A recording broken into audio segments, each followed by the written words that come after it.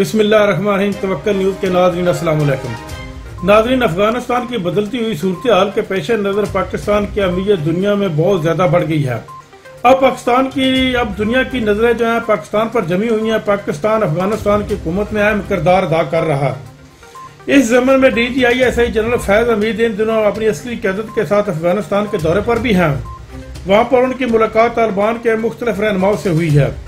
इस मुलाकात के ज़मन में हिंदुस्तान में एक तूफान सा बर्पा हो गया है। जनरल फैज हमीद ने काबुल में मौजूद रूस और तुर्की के सफीरों से भी मुलाकात की है और दूसरी तरफ वज़ीर-ए-आज़म पाकिस्तान इमरान खान ने मुख्तलिफ इस्लामी मुल्क के सरबराहान से टेलीफोनिक रब्ता किया और अफगानिस्तान में बनने वाली तालिबान की नई हुकूमत की माली मदद की अपील भी की है। अब तक मुत्तहिदा अरब अमारात ने अफगानियों के लिए दुआएं भेजी हैं और पाकिस्तान तोरखम के रास्ते अफगानिस्तान के लिए और अफगानियों के लिए खुराक भेज रहा है, जबकि कतर ने काबुल एयरपोर्ट को संभाल लिया है और उसका कंट्रोल इस वक्त मुकम्मल तौर पर कतर के पास है।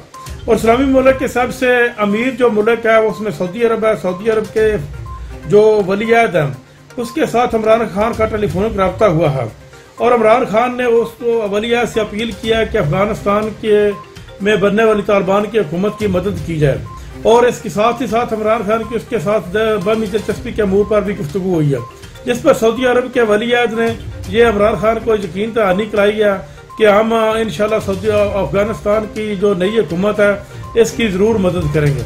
नाज़रीन, अब तक के लिए इतना ही। अपना ख्याल रखिएगा, देखते रहिए तवक्कल न्यूज़। अल्लाह हाफ़िज़।